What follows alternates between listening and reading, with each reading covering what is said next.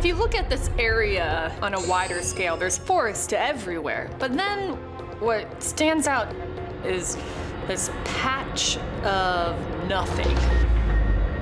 There are no straight lines, so it's not like it's been cleared for anything. The trees are just kind of dying in this one spot.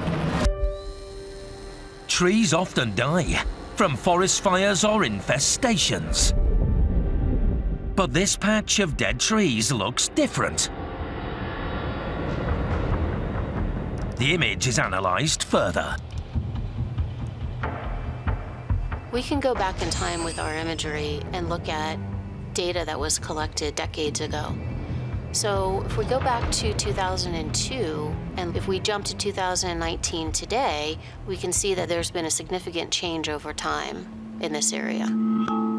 Using infrared to highlight vegetation growth confirms a powerful force is decimating large areas of the Californian forest. Something is spreading from this one area and killing the trees.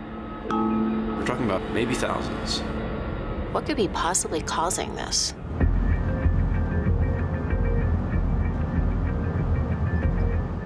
Geologist Nick Pollock is heading to the site to investigate. What worries him is the location of the dead trees. We're not sure what's causing it, but we do know that it's located on the edge of one of the largest volcanic complexes in the United States, called the Long Valley Caldera Complex. The Long Valley Caldera is a 200-square-mile supervolcano that sits under the Sierra Nevada mountains.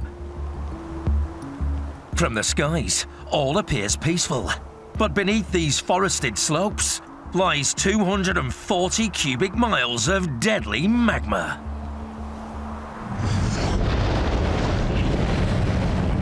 Well, I think because of where these tree patches are situated, it may have something to do with volcanic gases that are emanating up from the magma chamber deep underground. Over 700,000 years ago, the Long Valley supervolcano erupted with 2,000 times the force of that which destroyed Mount St. Helens. It wiped out life across much of North America, reducing the landscape to smoking ash. The eruption was enormous and very deadly. It wreaked havoc over thousands of miles. Pollock hopes the strange tree deaths could shed light on the mystery of whether this gigantic volcano will unleash its destructive forces again. What's alarming about these satellite images is that the patch is actually getting bigger, which suggests to me ongoing activity, something that's continuing to grow in size and severity and continuing to kill off these trees.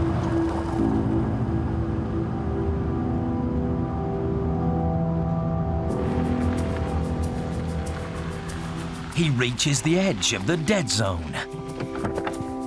From here, he must be extremely careful. So if my hypothesis is correct and these are volcanic gases, I'm going to put this gas mask on because these gases could be deadly.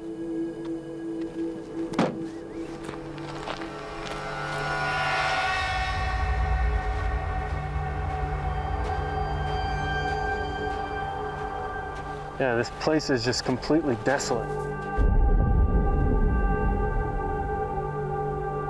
I've never seen anything like this before. Whatever killed these trees appears to have also stripped the soil of life. We're in the middle of a forest. I would expect there to be some kind of shrubs or moss on the ground, but there's nothing. But something here doesn't add up. If this is volcanic gases causing this forest to die off, I would expect to see some sulfur component, but there's nothing that smells like rotten eggs, which we normally associate with sulfur gas.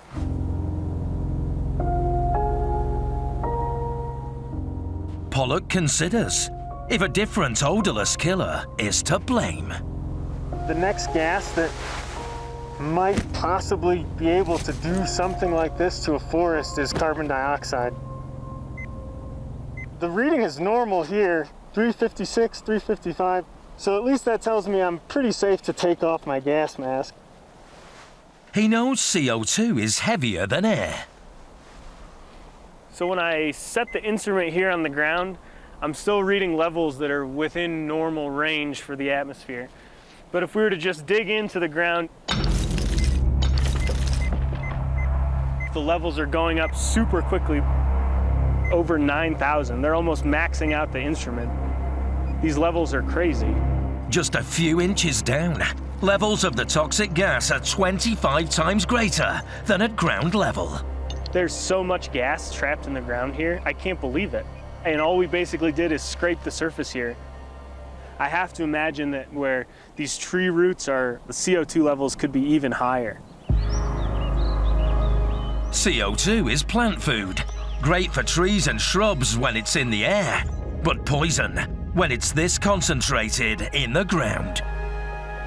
It's a little bit counterintuitive because they take up CO2 from the atmosphere through their leaves and into their cells.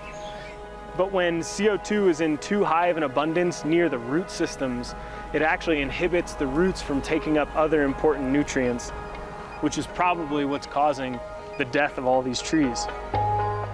A growing dead zone suggests increasing amounts of toxic gases are rising through the earth here.